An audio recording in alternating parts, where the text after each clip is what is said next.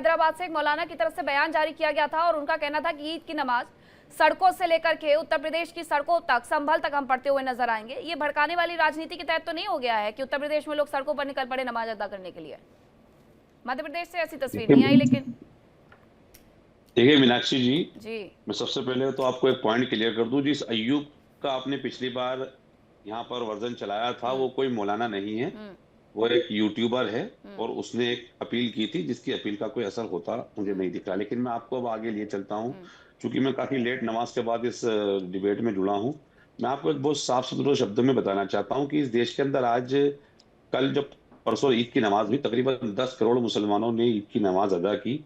ज्यादातर नमाजें मस्जिद में हुई या ईदगाहों के प्रमाइसेस के क्राइटेरिया का जो भी था उसके अंदर हुई। कुछ एक जगह ऐसी थी जहां पर ईद की नमाजें की जगह मस्जिद छोटी थी, तो कुछ लोग थोड़ी देर के लिए 10, 5 मिनट, 15 मिनट की नमाज होती है, आप और हम सब जानते हैं, अगर बाहर बैठकर साफ जगह पर बैठकर नमाज पढ़ा कर ली तो उसमें इतना बड़ा हंगामा करने की जरूरत हमें क्यों नहीं होनी चाहिए, वो भी बताता हूँ। क्योंकि ये देश उत्सवों का देश है, ये देश 30 त्योहारों का देश है, ये देश हर्षोल्लास के साथ अपने त्योहारों को मनाने का देश है।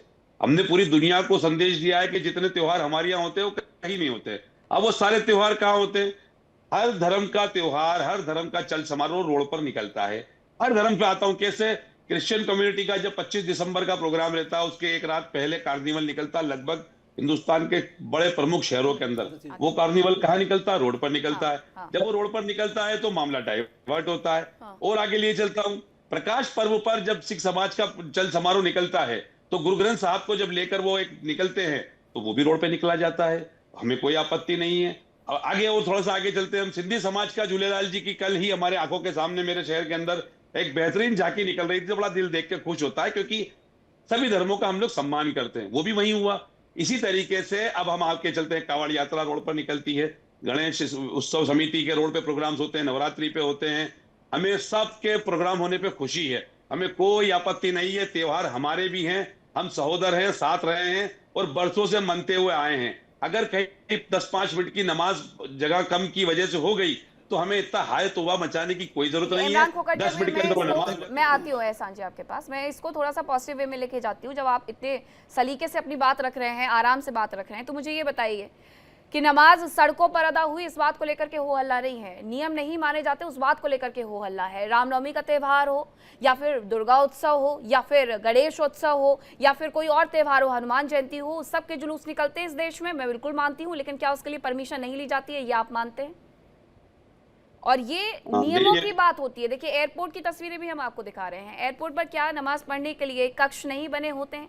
वहां पर तो सभी धर्मों के लिए कक्ष बने रहते हैं ना, कि वहां पर जाकर के आप नमाज अदा करिए। वहां पर नियम क्यों नहीं माने जाते? बात मानसिकता की है कि जो मानसिकता बन गई है उसको हम कैसे वापस से मस्जिदों तक लेकर के जाएं कि भाई आपके ईदगाह बने हुए हैं, मस्जिद बने हुए हैं, आप आइए वहां पर पढ़िए।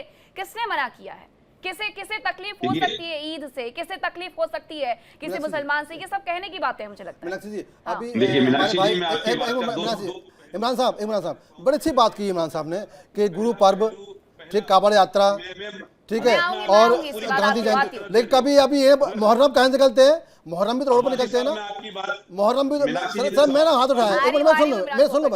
आपने बहुत अच्छी बात करी, मैं आपका एहतराम करता हूँ, लेकिन आपने कभी ये जिक्र नहीं किया कि हमारे जो मुहर्रम है जुलूस निकलता है वो भी रोड पर निकलता है ना। मिलादुन नबी का जुलूस मोहम्मदी वो रोड पर निकलता है ना, किसने मना किया है? बात यहाँ पे नहीं है इमरान साहब, आज हमें और आपको ये कहना होगा, ये मानना होगा कि इबादत अल्लाह के सामने सजदा करने के साथ साथ उस परवरदिगार से लौ लगाने का है। उसके लिए जगह पवित्र होनी चाहिए, शांत जगह होनी चाहिए, एकांत होना चाहिए, जिसने पूरी कायनात को बनाया है।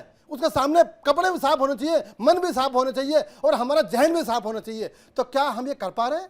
हमें करना चाहिए क्या? हम जो नमाजें बाहर हुई हैं, क्या 5 मिनट का 10 मिनट का इंतजार करके नमाज दोबारा नहीं हो सकती?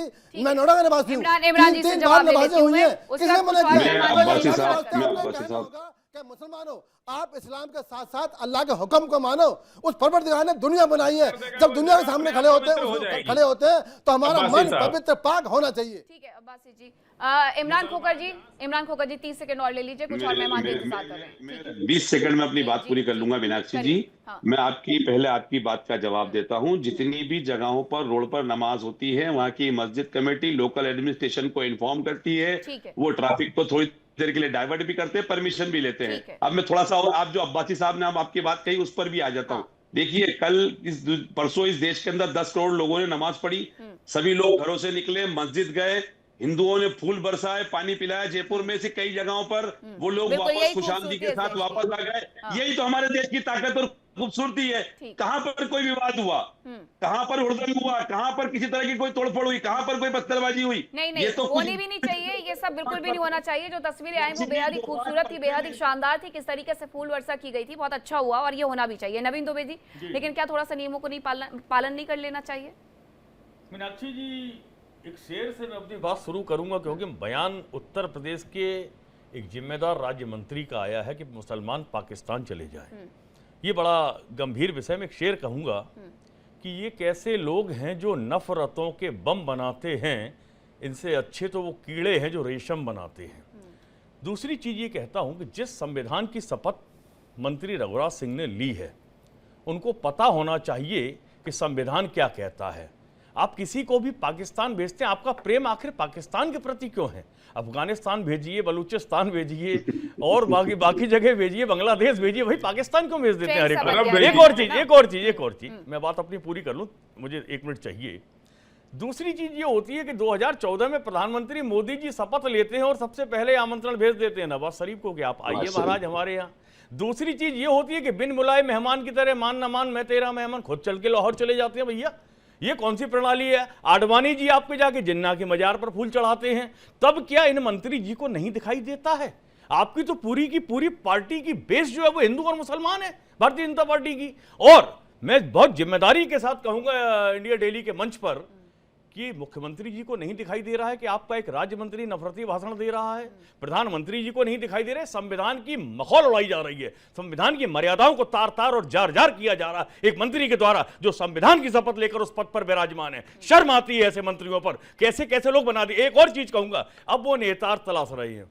उत्तर प्रदेश में मंत्रिमंडल का विस्तार होना है, तमाम की कुर्सी जानी है, तो ऐसी स्थिति में इनके ऊपर भी तलवार लटक रही है। यही कारण है कि ये अब इस तरीके के प्रोपेगेंडा खड़े करेंगे, इस तरीके की नफरती भाषण देंगे, शायद कहीं से उत्तर प्रदेश में आरएसएस की गुड बुक्स में आ जाए या मुख्यमंत्री जी की गुड बुक्स में आ जाए, क्योंकि भारतीय जनता पार्टी की बेस का जो जड़ है वो टोटल नफरत है। आप देखिए यूजीसी ला के इन्होंने छात्रों को विभाजित करने का काम कर दिया।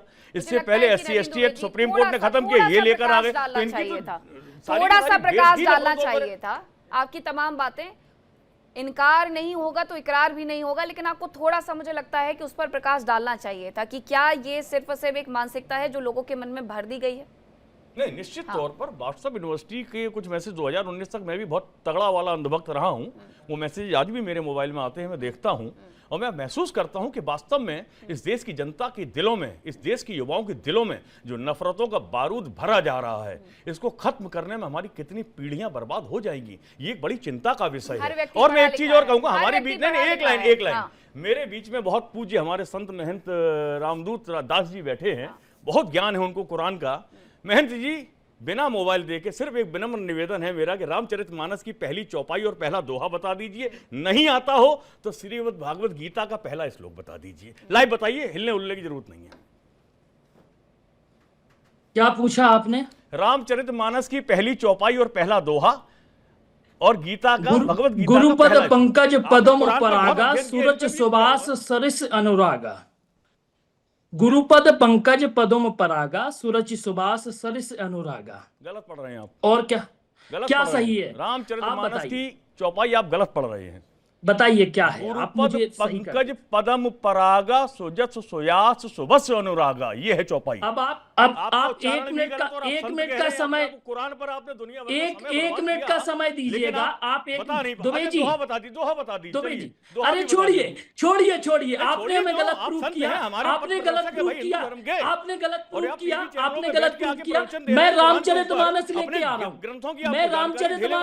आ रहा हूँ, मैं रामचरितमानस लेके आ रहा हूँ। मेरी चौपाई गलत कर दीजिए, मेरी चौपाई गलत कर दीजिए ना। रामचरितमानस को जब स्वामी प्रसाद मौर्य ने अपमानित किया था। मैं कहां था चौपाई, आपका ये? मैं रामचरितमानस कहां था लेके आ आपका रहा हूँ, 1 सनातन मिनट में धर्म? मेरी चौपाई गलत कर दीजिए।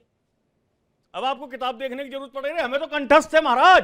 अरे! और दोहा भी सुन लो, ठीक है, हनुमान जब तक चालीसा मैं का पहला रामदास- दोहा है अच्छा, आ गए, रामचरितमानस में, वापस आ श्री गए। गुरु चरण सरोज रज निजमन मुकुर सुधार।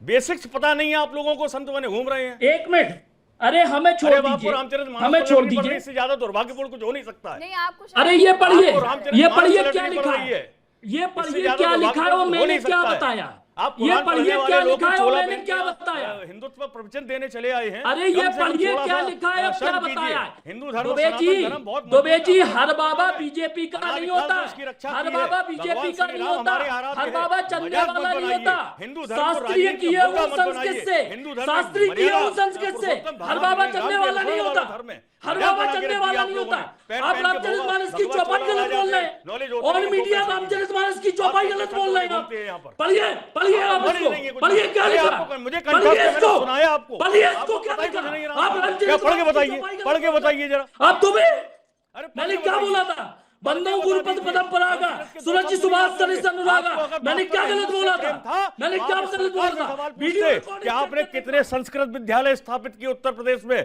कितने संस्कृत विद्यालय स्थापित हुए इस क्या देश क्या में? सुनेंगे, आपको मतलब क्या कि क्या आपको सुनेंगे, केवल नफरतों को क्या आग क्या देना है, सुनेंगे? उसमें घी डालने का काम करना, और यही काम आप लोग कर रहे हैं। मैं बहुत जिम्मेदारी के साथ बोलता हूं, और मैं जो बोलता हूं ठोक के बोलता हूं। बोल रहा हूं कि आप प्रजापति नहीं है। रणविवाह हम के नाम पर चुनावावस्थे जो नहीं योगी जी सदमाग कहते हैं, सकुम तमाम काले सोत्रवास घूम रहे में हैं, हो गोपतौ सकता से है आप आतर लोग में अबीर जजमान से पसून पाई। आपने क्या अनपढ़ समझ इस रखा डिबेट है। को, ठीक है अनपढ़ समझ महंत रखा जी, है। ठीक है, आपने मुझे लगता है इस डिबेट को कहीं और ही लेकर के चले गए। सर्वेश पाठक जी मेरे साथ जुड़ गए हैं, हाजी नाजिम खान भी मेरे साथ जुड़े हुए हैं, मेरे साथ सौरभ जी भी जुड़े हुए हैं, अभी बहुत सारे लोग इंतजार कर रहे हैं।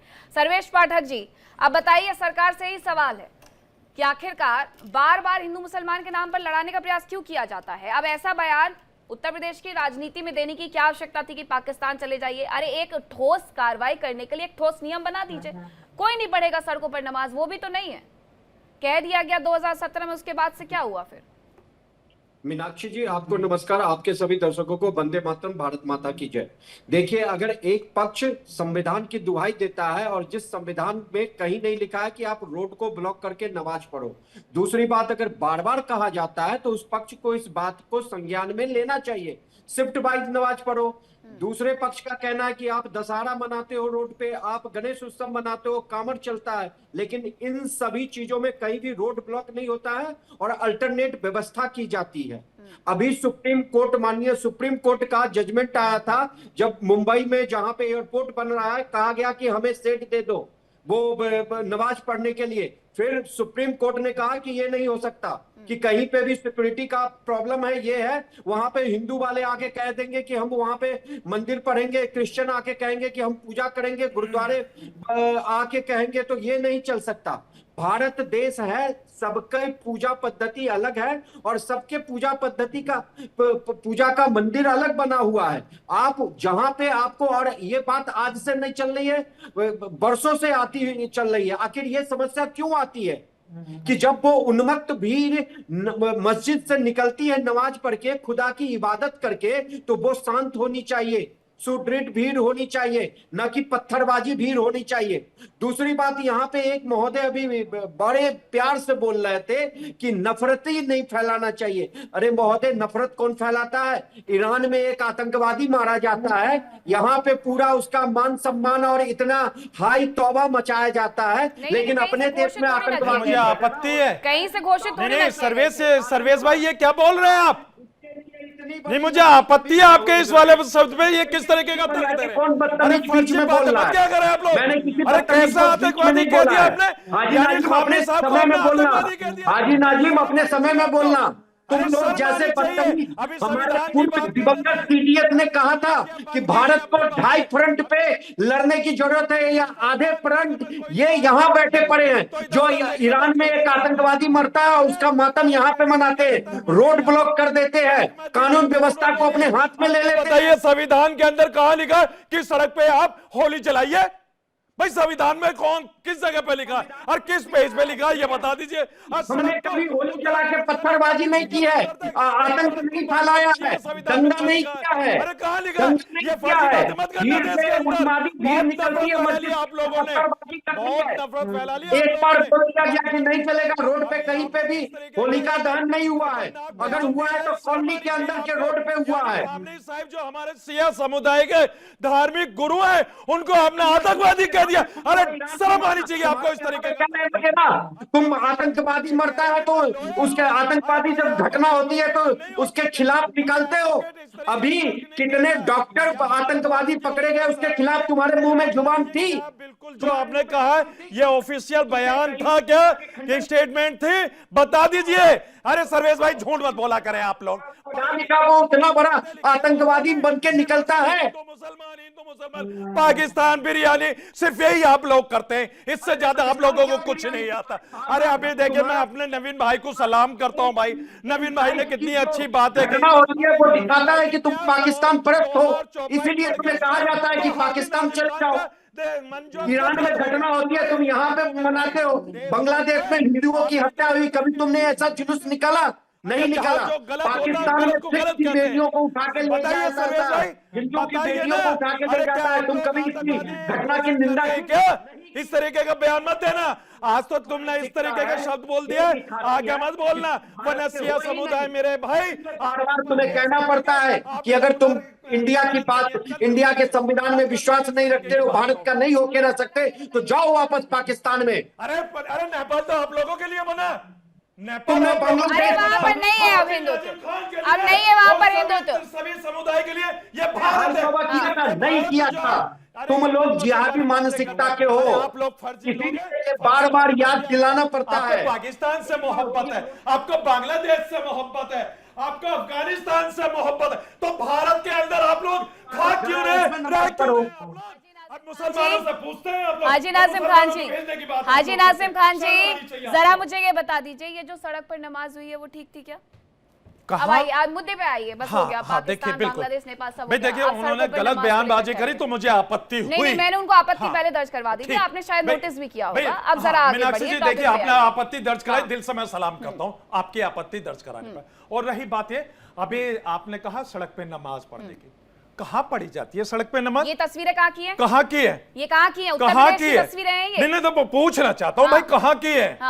भाई कहाँ की है ये पता तो चले कि मगर आपको इसकी बाउंड्री दिखाई नहीं दे रही है, आपको इसकी बाउंड्री दिखाई नहीं दे रही है। लखनऊ, कानपुर, बरेली, मुरादाबाद और कितने शहरों के नाम ले लूं मैं? हाँ मीनाक्षी जी देखिए, योगी जी की देखिए उत्तर प्रदेश के अंदर अच्छी सरकार चल रही है, उनकी गाइडलाइन का पालन करते हुए मुस्लिम समाज अपनी मस्जिदों में और ईदगाह में नमाज अदा करता है। और इसके अलावा अगर कहीं सड़क पे या कहीं पे करता हो तो वो गलत है, ऐसा नहीं होना चाहिए। नमाज का 2 बार टाइम रख सकते हैं कि भी जैसा अभी ईद की बात है, एक बार ईद की नमाज मस्जिद में होगी, फिर थोड़ा टाइम बढ़ा के जो रह गए फिर नमाज अदा कर सकते हैं। और इसी तरीके का तर्क देखिए भारत के अंदर हम लोग करते हैं और अपने हिंदू भाई और मुस्लिम भाई एक साथ मिलजुल कर रहते हैं। लेकिन मेरा एक सवाल था जो बड़ा मन में खटक रहा था। अभी मैंने एक बात कही कि यहां पर संविधान की बात हुई, संविधान का हाजी नाजिम खान दिल से सम्मान करता है। अब ये बता दीजिए जो होली की जो जलाई जाती है, होली की परमिशन सड़कों पे मिलती है जलाने की, या मेरे हिंदू भाइयों के लिए भी एक अलग जगह दे दी जाए जहां पर होली जलाई जाए? रोड रुकी हुई थी उसकी वजह से। अच्छा हाँ नहीं मैं तो पूछा हूं क्या संविधान तो के अंदर है? नहीं अगर मान के चलिए ना आप कह रहे कि कोई सड़क नहीं रुक रही थी, क्या ऐसा होगा? अरे कानून तो सबके लिए है भाई। मैं तो अपने हिंदू भाइयों की आस्था का सम्मान करता हूं और राज्य सरकार और भारत सरकार से अपील करता हूं कि होली जलाने के लिए, होली दहन करने के लिए एक अलग जगह दी जाए। आपने कौन सी तस्वीर देखी? नहीं आप इतना चिंता मत करिए, हिंदुओं को जो चाहिए होगा वो ले लेंगे, जैसे मुस्लिमों को जो चाहिए होगा वो ले लेंगे। नहीं मीनाक्षी जी कैसे लेंगे? सुनिए अरे हमें भी तरीका बताइए, हम भी उसी मैं आपको बताती हूँ कैसे ले लेंगे। मैं आपको बताती हूँ, सुनिए थोड़ा, अगर आप आराम से सुनेंगे तो आप समझ पाएंगे कि मेरी तरफ से क्या कहा गया है। कि अगर हिंदुओं को कुछ चाहिए और मुस्लिमों को कुछ चाहिए तो उन्हें पता है कि किस तरीके से उन्हें लेना है, किस तरीके से वो प्रधानमंत्री या फिर राष्ट्रपति के नाम पर अपना पत्र लिख करके अपनी आपत्तियां भेज सकते हैं, या जो उन्हें चाहिए वो लिख करके भेज सकते हैं। यहाँ तो क्षमादान तक लिखा जाता है, तो क्या हमारी मांगे नहीं सुनी जाएंगी? अब जरा मुझे ये बताइए कि अगर राज्य सरकार से अगर आप कोई मांग करते हैं तो क्या उस पर बात नहीं होती है? मैं आपसे ये पूछ रही हूँ कि कौन सी रोड रोकी गई। मैं तो रामदूत दास जी, मैं तो नोएडा में रहती हूँ, मैं दिल्ली में रहती हूँ, मैं देखती हूँ कि जो लोग सड़कों पर होली जला रहे थे, वो लोग सड़कों पर होली नहीं जला रहे थे, वो लोग अपने आवाज से बाहर निकल करके अपने घर के बाहर जला रहे थे। क्या ये लोग घर के बाहर नमाज अदा कर रहे थे? और आप इतना डाइवर्ट क्यों करते हैं टॉपिक को? मुझे तो ये समझ में नहीं आता। स्टिक होकर के रहिए ना। मैं रामदूदास जी, आप जवाब दें। देखिए मीनाक्षी जी, यहाँ वास्तविकता ये है कि सही को सही और गलत को गलत कोई कहना नहीं चाहता। ये देश सभी धर्मों का है, ये बात हर किसी को स्वीकारनी पड़ेगी, लेकिन हर धर्म की एक लिमिट है। कहीं ना कहीं जब उंगली उठती है, चाहे वो हिंदू धर्म पे उठे, चाहे वो मुस्लिम धर्म पे उठे या किसी और धर्म पे उठे, लेकिन ये समझने की बात है कि हर चीज का एक राजनीतिक ढंग बना दिया जाता है। जैसे अभी हमारे नवीन दुबे साहब कह रहे थे कि वो हमसे ही प्रश्न करने लगे, वो पहली चौपाई ही गलत पढ़ दी। अब चूंकि ये वीडियो रिकॉर्डिंग होती है, इसकी ये पब्लिश होगा, तो यहाँ बुद्धिजीवी लोग भी होंगे जो पढ़ेंगे, इन्होंने जो चौपाई हमारी काटी है उसको पढ़ेंगे, आपने इसका वो दिया। लेकिन दुबे साहब, एक मैं बता दूं आपको, मैं ना तो राजनीतिक बाबा हूं, ना मैं किसी पार्टी का समर्थक हूं, ना मैं अनपढ़ हूं, संस्कृत से आचार किए हूं, एक मठ का महंत हूं, पक्का एक सनातनी हूं और एक ब्राह्मण परिवार में पैदा हुआ। मैं किसी पार्टी विशेष को समर्थन नहीं देता। अब आप देते होंगे, मुझे नहीं पता। मैं उतना हिम्मत रखता हूं कि जब सरकारें धर्म में समावेश राजनीति का करती हैं, मैं बीजेपी से भी प्रश्न करता हूं, कांग्रेस से भी करता हूं, सपा से भी करता हूं, और मैं इसका भी खंडन करूंगा कि चाहे वो इस्लाम हो, चाहे वो हिंदू धर्म हो, राजनीति का समावेश किसी भी धर्म में नहीं होना चाहिए और किसी भी राजनेता को धर्म के बयान नहीं देने चाहिए। लेकिन अब बात वहीं लौट के आ जाती है कि जब अगर आपका धर्म या आपकी कोई धार्मिक किताब एक लिमिटेशन बना रही है कि आपको इबादत या आपको पूजा कैसी करनी चाहिए, तो आप अपनी जिद को मानेंगे या आप अपनी किताब के अनुसार, जो आपके धर्म ग्रंथ हैं उसके अनुसार चलेंगे। महत्वता ये होती है, हम किसी धर्म के अनुयायी है तो हमें अपने धार्मिक ग्रंथों के अनुसार चलना चाहिए, तभी तो हमारे भगवान, हमारे अल्लाह हम पे खुश होंगे। देखिए इंडिया डेली 24/7 अब आपकी स्मार्ट टीवी पर। इंडिया डेली मौजूद है सभी डिजिटल प्लेटफॉर्म पर लाइव और लगातार। इंडिया डेली 24/7 हर दिन राष्ट्र को समर्पित।